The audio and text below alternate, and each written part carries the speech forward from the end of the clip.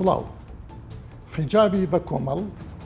دیاردەیەکی نوێیە لە هەرێمی کوردستاندا پەیدا بووە کە هەندێک لە حیزبە ئیسلامیەکان هەڵەسن بە کۆکردنەوەی کۆمەڵێکی زۆر لە کچان بە حسابی ئەوەی کە ئێستا حیجابیان کردووە. ئایا ئەم دیاردەیە بیدعەیەکی سیاسیە یاخود مەبەستێکی ئاینی و ئەخلاقی لە پشتەوەی بینەرمان بن.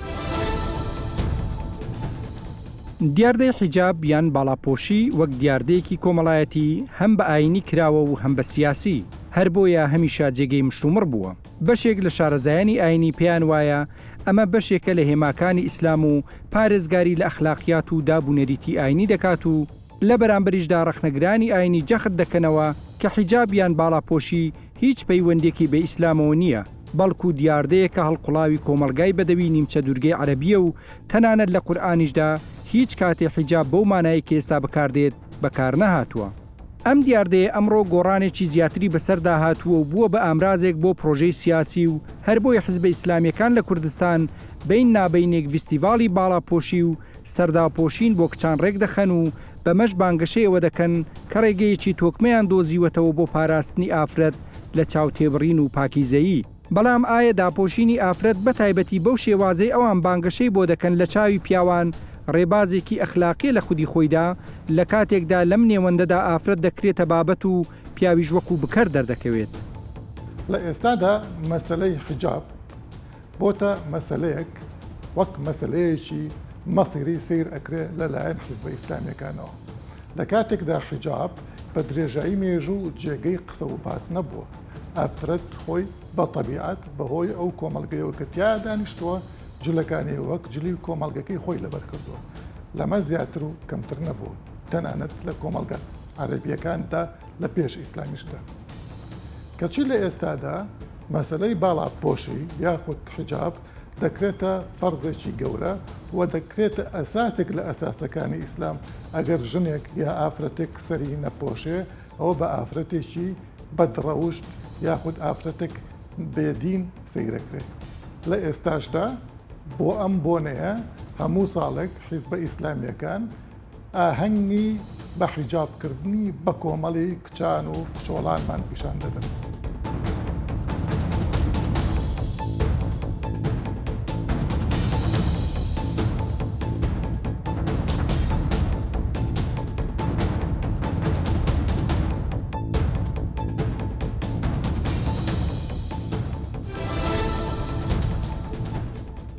باشە پێت وایە ئەوانەی حیجاب ئەکەن لە ئەخلاقیشە فەرقەکەن یا هەر تەنیا شکڵەکەی ئەوانش وەک خەڵکی تر خراپیانەیە و چاچیانەیە و لە ئەخلاقی و سلوکیات و ئەمان. لە لیسان العەرەبە حیجاب یعنی سەتر یاخود ساتر، یعنی بەم دوو مانایە داپۆشەر یاخود بربەستێک. لە قورئانە لە حەوت شوێنە هاتووە، لە حەوت سوورەتی جیاوازە، لە حەوت ئاەتی جیاوازە. بە هیچ شێوەیەک لەو حەوت شوێنەیە پەیوەندی نییە، واتە ماناکەی پەیوەندی نییە بە مانای جلو و بەرگ و داپۆشینی ئافرەتوانە. ئەمەی کە ئێستا پێیا بووە کە ئەم وشەی حیجابەکە ئێستا بەم شێوەی ئێستا بۆ جلو و بەرگی ئافرەت بەکارێنێ تازەیە، لەگەڵ ئیسلامی سیاسی و لەگەڵ ئەحزابی ئیسلامیە زیاتر هاتووە. ئەحزابی ئیسلامیشی لەسەرەوە کردووە کە قەزیەی حیجاب با بڵێن قەزیە جلو و بەرگی ئافرەت کاتە قەزیەکی ئەخلاقی بەمبەستی دابەشکردنی کۆمەڵگا بۆ دوو بەرە، بەرەیە کە خاوەنی ئەخلاق و فەزیلەت و هەموو ئەو بابەتانەیە، بەرەیەکیش کە لەچکی بەسەرەوە نییە، خاوەنی هیچ جێشێ لەمانە نییە. بەڵام ئەوی لە واقعە هەیە بە هیچ شێوەیەک نە لە چکردن و حیجاب با بڵێن بەو مستەلاحە مانای ئەخلاق ئەگەیەنی و ماناوی کەسێک کە باڵا پۆشە کەسێکی عیار تەمامە و زۆر زۆر لە ڕووی ئەخلاقی و کەسێکی زۆر زۆر تەواوە، نە ئەوەش کە لە چک ناکە مانای وایە بەدیوەکی کە کەسێکی خراپەوەیە. بە هیچ شێوە جلو بەرجی من و تۆ من کە ئێستا کراسێکم لە بەرای جەنابێت چاک پانتۆڵی پەیوەندی بە ئەخلاقمانەوە نییە، پەیوەندی بە زەوق و سەلیقەی جلە بەرکردنمان و ئەو کولتوری کە جلەکەمان لێ وەرگرتووە. بە مانایەکی کە حیجابی ئیسلامی کە پێی ئەوتری حیجابکە من کێشم هەر لەگەڵ مستەلاح وشەکەیە هەیە، تازە بووتە کولتورێکی عەرەبیە، کولتورێکی عەرەبی بەدەویە لێەوە هاتووە بۆ ئێمە، لە کاتی خۆشیە بەم شێوەیە بەکار نەهاتووە کە ئێستا بەکارێنێ، بەم بەم بابت گەلی کە دوای ئەخەن دوای حیجاب بخەن مەسلەی ئەخلاقی و مەسلەی نەزەر و مەسلەی شەهوانیەتی پیا و ئەمانە هیچی ئەوانە مەطرح نەبووە لە کاتی خۆیان نە لە سەردەمی پێغەمبەران لە سەردەمی سەحابەیان لە سەردەمی تابعینە کە ئەمە سێ کۆمەڵگەی زۆر فریشتە ئاسا بوون بە پێی ئەوەی کە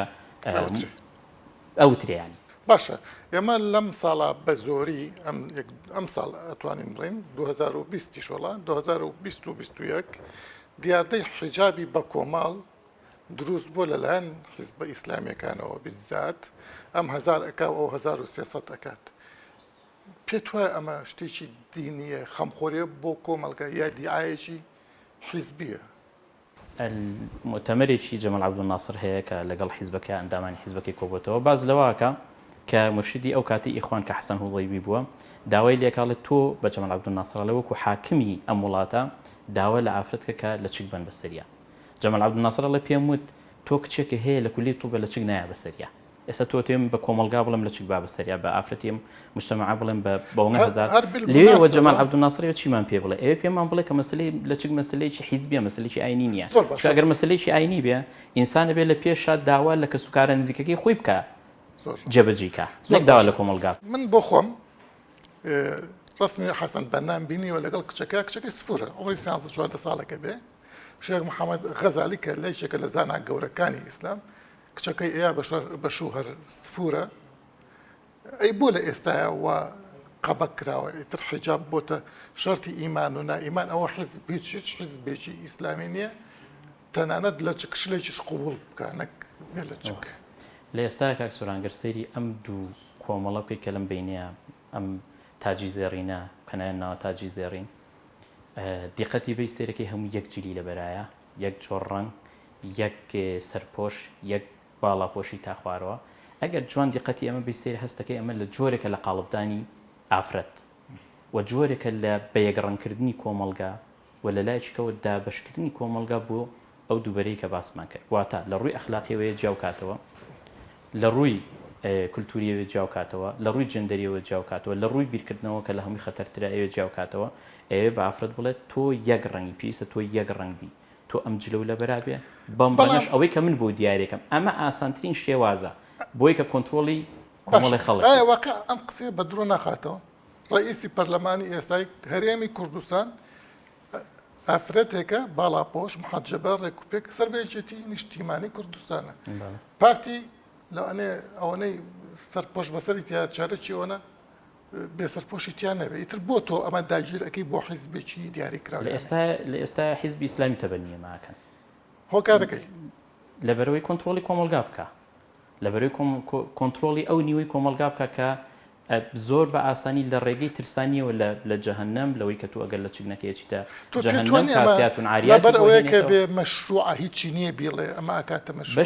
بەشێکی ئەوەیە بەشێکی لە ڕووی سیاسی ئیفلاسی کردووە لە ڕووی فکرەوەی ئیفلاسی کردووە تەنها شتێکە بەدەستیەوە ماوە مەسەلەی حیجابەکەیە کە ئێوە خۆی کاتە خاوەنی ئێوە خۆی کاتە خاوەنی لە کاتێکە حیجاب پێش ئیسلامیشە لە چ پێش ئیسلامیشە دوایی کولتوری ئیسلامی هێنێتەوە کولتوری عەرەبی هێنێتەوە ناو ئێمە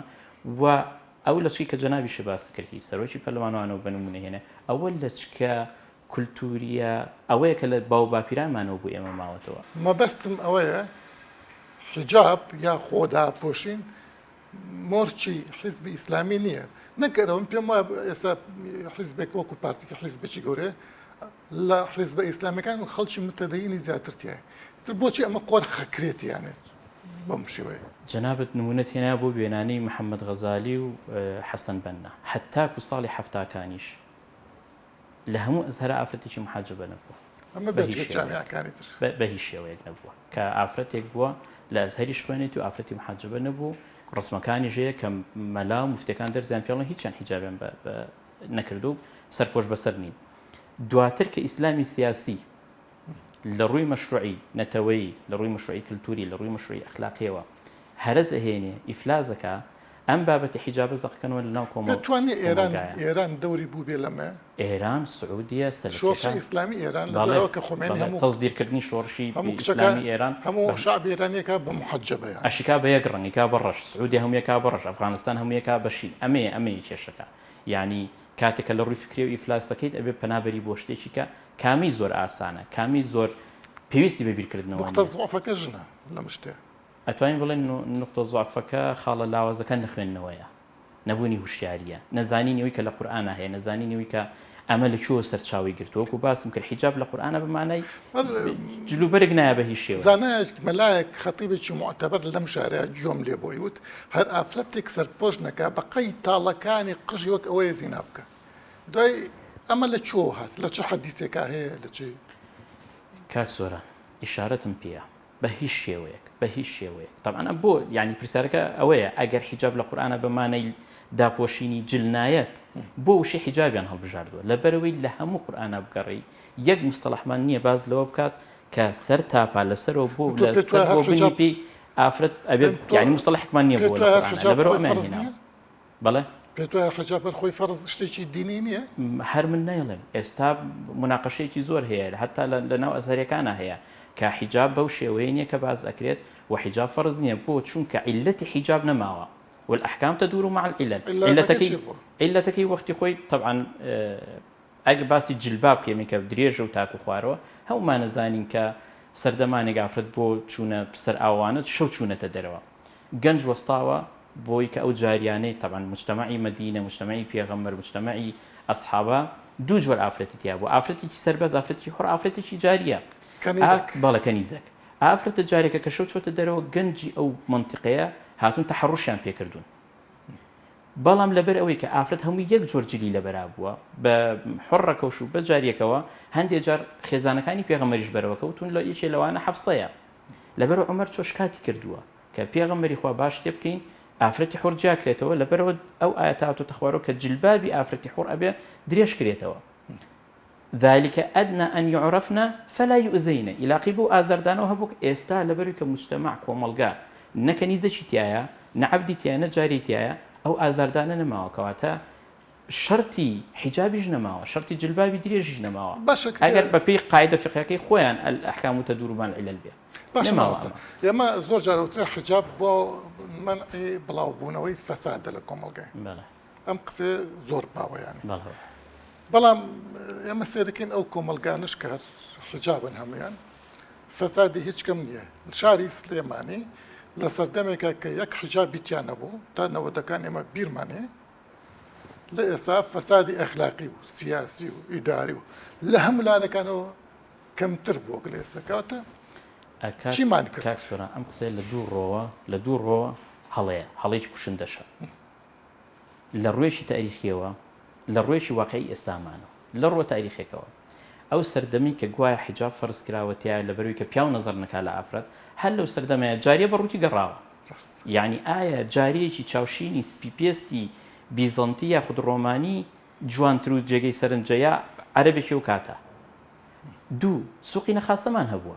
سوقی نەخاسە ئافرەت بەڕووتی فرۆشراوە بازاری کۆی لە فرۆشتن بە ئافرەت بەڕووتی فرۆشراوە بڕۆ سەیری قسەکانی ئیبن عەباسکە کە چۆن ئافرەتیان کڕیوەتەوە و چۆن دەستیان ناوە لە ئافرەتەکە وەک چۆن ئێمە ئاچین میوە و سەوزە ئەکڕین دەستی تێوایین ئاوا هی دەستیان ناوە لە ئافرەتەکەەوە ئیتر چی باسێکە ئەگەر بڵێ ئەمە لە بەروی کە نەزەر کەم کاتەوە لە بڕووی فەساد کە بکاتەوە پیاو بۆ سەیری ئافرەتێکەکە قاچی بەتەنیا قاچی ڕوتە لە کاتێک ئافرەت بەڕووتی ئەگەڕە لە مجتەماعەکەیە لە کاتێکا سوقی نەخاسایە ئەتوانێت بچێ ئافرەتێک ببینێ بەڕووتی عەرز کراوە ئەمە لە ڕۆ مێژوویەکەوە لە ڕوە واقعەکەی ئێستامانەوە نسبەتی تەحەڕوش ئەتوانێت حسایەکان بخوێنەوە لە وڵاتە عەرەبیەکانە میسر یەکەمە کە زۆرترین حیجابی تایە یەکێکە لە وڵاتانی کە محەجەبەیە زۆرترین تەحەڕوشی تایە ڤیدۆکانمان بینیوە بڵاوکرێتەوە کە تەحەڕوش بە محەجەبە ئەکرێت سعودیە سێم وڵاتە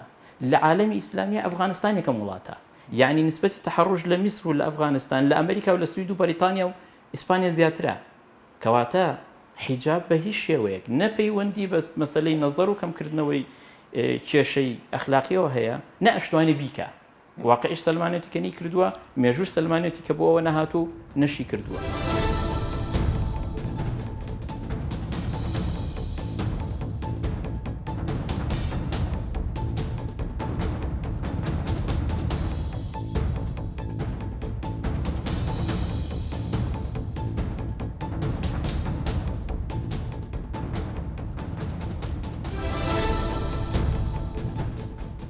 مەسەلەی حیجاب خۆشتر سەر پۆش بەسەری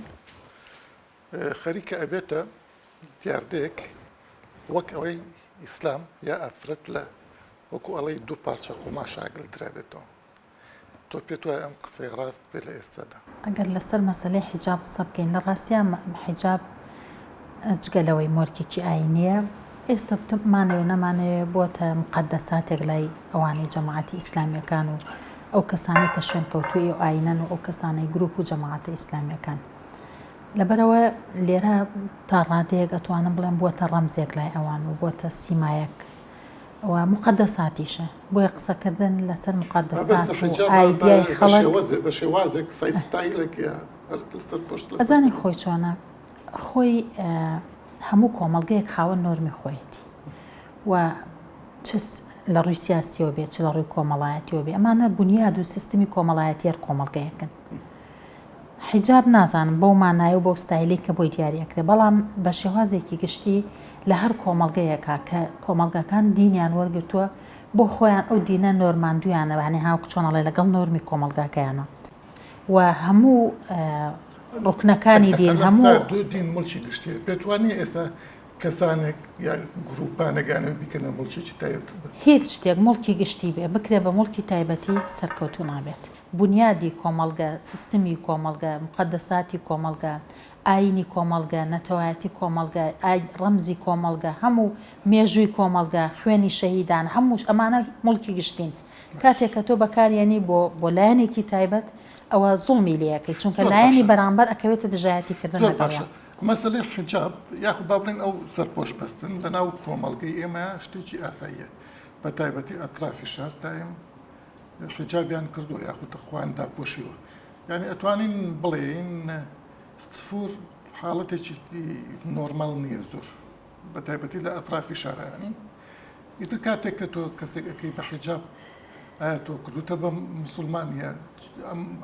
هەرایی بۆچی ئەزانی چۆنە خۆی کردن بە حیجاب نییە ئێمە گەربین سێرکەن کە تۆ کاتێکە ڕێکخراوێک یا حیزبێک ڕێگای پێدەیت مۆڵەتی پێدەی کار بکات ئەویش بە خۆی ئەکتیڤیتێکەکە ئەمە چالاکی حزب بۆ انتخابات من ئەوە ناڵێم باس لەوەی ئەڵێم مادەم تۆ ڕێگەتدا و ڕێکخراوێکە بێ و حیزبێکە بێ ئەویش ئایدیایەکی هەیە و ئایدۆلۆژیایەکی بۆ ئایدۆلۆژیاکی شەکات پەنا بۆ ئەم هەنگاوانە ئەبات نەک حیجاب هەموو یەک پۆشیەک لە دەرەوەی نۆرمی خۆت ئەبێتە داگیرکاری کولتوری بۆ نمونە ئێمە هەمومان جنی کوردی لەمان لە بەرابێ لەم کۆمەڵگا ئەو داگیرکاری کولتوری نێچکە مۆرکی خۆمانە هەموو ئێمە جەژنان هەمومان فاسۆلیا و قەیسی و گۆشت و پڵاو لێ بنین داگیرکاری کولتوری نییە بەڵام بین بیکەین بە پیتزا بێ بە داگیرکاری کولتوری کاتێک کە تۆ ستایلێک نۆرمێکی جیان لە نۆرمی کۆمەڵگەکەی خۆت دێنیت ئەیکەیتە بەبەری کۆمەڵگاکەتە ئایا جلوبەرێک بێت ئایا ئایدۆلۆژیا بێت ئایدیا بێت شێوازی خواردن بێ بیرکردنەوە بێ شێوازی ژیان بێ ئەمە جۆرێکە لە داگیرکاری کولتوری توانێ ئێمە لە سەردەمی بڵین گلۆبالیزیشنە جیهانگەراییە چی ناوانەی ناو بنێ کولتورەکان وە تێکەڵاو ئەبن ئاساییە کە کەسێک لێرە ئێستا لادێکانیشمان و هەروەم جلەی من لەبەرەکەن بەڵکو لە منیش جوانتر لەبەریەکەن کچەکان جلیان لە جلی شای و کچانی شاریانی ئەم تێکەڵاو بوونە ئاسایی نیە لە دەرەوەی نۆرمی حیجابچی بەڵام دابەشکردنی کۆمەڵگە لەسەر ئەم جیاوازیە من لێرەوە گروپێک دروستکەم جلێکی لەبەرکەم ئایدیایەکی بەمێت ئەوەی بەرامبەری خۆی قبول نەبێ ئەویش لەوە بۆ خۆی گروپێک دروستکە دابەشکردنی کۆمەڵگە لەسەر ئیسلامی بوون و ئیلمانی بوون دابەشکردنی کۆمەڵگە لەسەرم ئایدیا و لەسەر ئەو ئایدیا ئەمانە هەموو زیان بە فۆرم و شێواز و ڕیتم و نۆرمی کۆمەڵگاکەیەگەن ئێمە کەی ئەتوانین بین دوجار کە بگەڕێنەوە سەرەوەی ئەمانە تێکەڵبینەوە بەناوێترا یعنی ناکرێت تۆ حیزب وەسیلەیە بیکەیتە ئامانج ناکرێت کۆمەڵە شت ڕەمزی دینە تۆ بیکێتە مڵکی خۆت ئەمانە ناکرێت بە پرسیارێک بەم شێوەیە بکەم ئێمە ئەزانین ژنان بە گشتی مینە لە کۆمەڵگە شەرقیەکاندا خاوەنی هیچ پێگەیەک نین نە ئابووری لەوانێ ئەوە مبالغە بێ بەس پێگەیان زۆر زعیفە لە ڕووی ئابووری و لە ڕووی کۆمەڵاتی و کللتوریشەوە ئێستا ئەمە ئەبێ ژنان بەرزکەینەوە لە ڕووی کللتوری و کۆمەڵایەتی و ئابوووریەوە یا لە شتێک بین بەسەریان مناڵێکی 15 ساڵ کە عقلی بە دنیا ناشتی ئاگای کاکسۆران توانە بەکارهێنان و تەمکینی مەڕئەی ژن ناکەوێتە سەر جلوبەرگ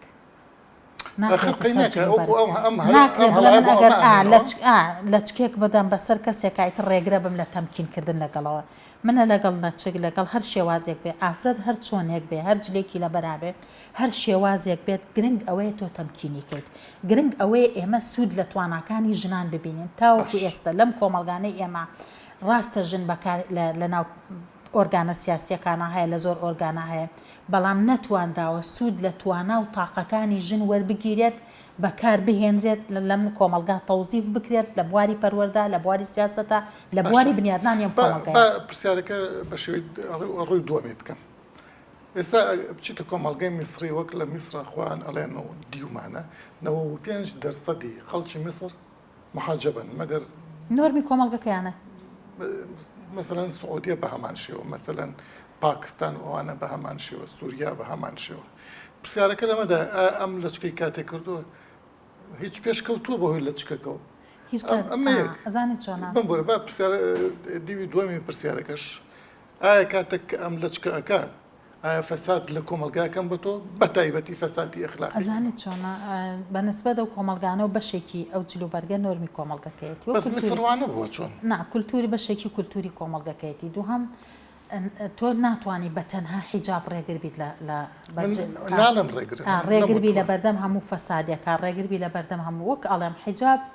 ئێستا مقدسات و سمبول و ڕەمزی ئەو کەسانەیە شوێنکەوتوی ئاینی ئیسلام و ئەو گروپ و جەماعانەیە بۆ ئیسلام نیشەکەن گروپ و جەماعەیە هەموو مسلمانێک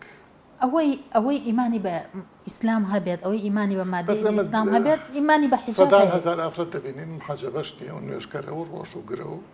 خۆ من ناڵێم هەر کەسێک کە حیجاب نەبوویتر ئیمانینە بەڵام ئەڵێم بووەتە ڕەمز و مقدساتی کۆمەڵێک ئەوانەی کە شوێنکەوتوی ئاینی ئیسلامن و ئەوانەی کە جەماع و گروپی لەبەرەوە یەکشت کاکسۆران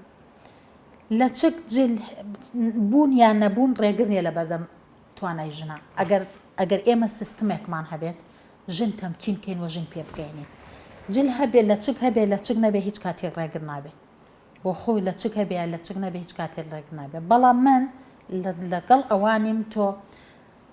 لە چک ینی کۆمەلگە جیاکەیتەوە ئەگەر ئەمە لە چکی نەبوو ئاوای ئەگەرەوە لە چکی هەبوو ئەگەر پرسیارەکەم کەوتم مثلا ئەو وڵاتانە کە زۆر ئیدعای دینیشەکەن و ئافرەتانیان هەموو داپۆشراون لەگەڵەوەش ڕێژەی فەساد زۆر بەرزە لە کاتێکە ئەمانەی کە دیعای بۆ حیجاب بکەن باسی ئەوەشەکەن کە ئێمە ڕێگری لە فەساد دەکەین کوا ڕێگری لە ئەزانی چۆنە تۆ باسیەوەکەی لە کۆمەلگە عەرەبیەکان ئەو هەموو حیجابە هەیە بەڵام هێشتاوەکو هێشتاوەکو لاقەکردنی لە ئەوروپا جەستەی ئافرەت هەر مەوزوع نیە ینی ئاساییە چۆن دەرەکەوێت بەڵام ڕۆژانە تعدا و دەستدرێژی سێکسی بۆ سەر مناڵ بۆ لە نێوان مەحارمە لە نێوانینە هەمووی هەیە ئەوانە بەڕاستیش یعنی ئایا لەوێشە ئەم کۆمەلگایە ڕێگری کردووە ئەمانە دوشتی جیاوازن فەسادی کۆمەلگە بەشێکی پەیوەندی بە سیستمی وڵاتەوە هەیە بەشێکی پەیوەندی بە پەروەردەوە هەیە بەشێکی پەیوەندی بە شێوازی ژیانی ئەو کۆمەلگەوە هەیە بە کولتوری ئەو کۆمەلگەوە هەیە شتێکی ڕۆتینە لە لای ئەو کۆمەلگانە شتێک ئەکەوێتە سەر ئەو کەسی چۆن کردوێتی ئەکەوێتە سەر ئەو کەسە هەندێک بەڵێ هەندێک کۆمەلگاکانە نیقابیش و حیجابش کولتورە لە هەندێک لە کۆمەلگاکانە نیقاب و حیجاب کولتورە بەڵام لە هەندێک لە کۆمەلگاکانە کولتور نییە ئیتر بۆ مەبەستیەکە یا قەنەعەتێکی خۆی پێ هەیە حیجاب پۆشین ینی پەیوەست نییە بەوەی کە تۆ بەم حیجابە ئەگەیت بەچی یا ناگەیت بەچی وەم حیجابە ڕێگرە بێ لە نێوانشدا حیزب ئیشی بەوچ مناڵی خەڵک بکە بە محەجەبە ینی بەمە ئەوێت چیمان پێ بڵێ ئێمە ئەبێ ئەم کۆمەلگەیە ئیش بکەین لەسەر نۆرمی خۆی پەروەردەیەکەین من ئەڵێم ئەگەر ئەمە چالاکیەکە ئەکتیڤیتیەکە باشە بەڵام بریا زیندووکردنەوەی جلوبەرگی کوردی و حیجاب وایە بە جلوبەرگی کوردیەوە یعنی من هەمیشە لەگەڵ ئەوام کە کولتور و نۆرم و کۆمەڵگەی خۆمان گەشە پێ بینەوە زیینوی بکەینەوە ڕیفۆرمی ئێمە لەم کۆمەلگا گرفتمان هەر حیجاب نییە کاکچۆران گرفتمان لە چک نییە ئێمە ڕیفۆرمی پەروەردەیمانەوێ ئێمە پێویستمان بە زۆر بواری ئەم کۆمەلگا هەیە ڕیفۆرمی تیا بکەین ئێمە ئاسایشی کۆمەڵایەتیمان لە مەترسیایە ئاسایشی تاکمان لە مەترسیایە ئێمە پێویستمان بە زۆر شتەیە بکەین نایە بین ئێمە لە کار و ئەکتیڤیتی ڕێکخراوێک بدەین کار و ئەکتیڤیتیم ڕێکخراوە ئایدیا و قەنەعەتە ئایدیا و قەنەعەتی گروپێکیش نابێ ئێمە هێرش و هجومی بکەینە سەر من ڕۆژگارێک لە ناو ئایدیا و قەنەعەتە زیانی بە کۆمەلگەکان چۆن نابێرشی بکەیتە سەرانی مەسەڵەن ئێستا داعشیش من لێرە نەتژایەتیەکەم دیفاعەکەم لەو کارانیان ئەڵێم ئەکتیڤیتی و چالاکی ڕێکخراوەکە بۆ هەر ئامانجێک ئەیکات وەکو ئەکتیڤیتی من بەرز ناتۆ سێرکە وەکو ئەکتیڤیتی و چالاکی ڕێکخراوەکانی تێژ ڕێکخراو هەیە هاتۆ مەسەڵەن کار بۆ هۆمۆ سێکچوالیتیەکە ڕێکخراوەیە هاتۆ کار بۆ شتێکی ترەکە ئێمە نەقدی کاری هەموو ڕێکخراوێک بکەین کە شتێک بکات بە نۆرم و بە کولتوری ئەم کۆمەلگە نەگونجێت و کێشە لە ناو ئەم کۆمەلگا دروست کات و دابڕانی کۆمەڵایەتی لە ناو ئەم کۆمەلگا دروست کات و ئەم کۆمەلگەیە دوور خاتەوە لەیەک زیان بە کولتور و بە نۆرمی ئەم کۆمەلگا لەگەڵ لەسەر هەموو کاری هەموو شوێنێک نەک تەنها حیزبێک تو پێتوانێت هەر قۆڕخکردنی دین یا ڕەمزە دینیەکان بۆ کۆمەڵێکی تایبەت منە پێم وتی سەرەتا قسەکانم وتم هیچ شتێکی گشتی مڵکی کۆمەلگە کە دینە کە کۆمەڵە شتی ترە نابێ بۆ شتی شخصی بەکاربێنێ بۆ سیاست بەکاربێنرێ بۆ مزایەدە بەکاربێنرێ. شێوازی پۆشینی جلوبەرگ پەیوەستە بە کەش و هەوا و سروشت و دابوونەریتی کۆمەلگاکان لەلایەک و ئەو ئاراستە ناوچەی و جیهانیانەی کە لە دەرەوە خۆیان بە کۆمەلگادا دەکەن بەڵام پرەنسیپە ئەخلاقیەکان زۆر لەمانە قورس و قایمترن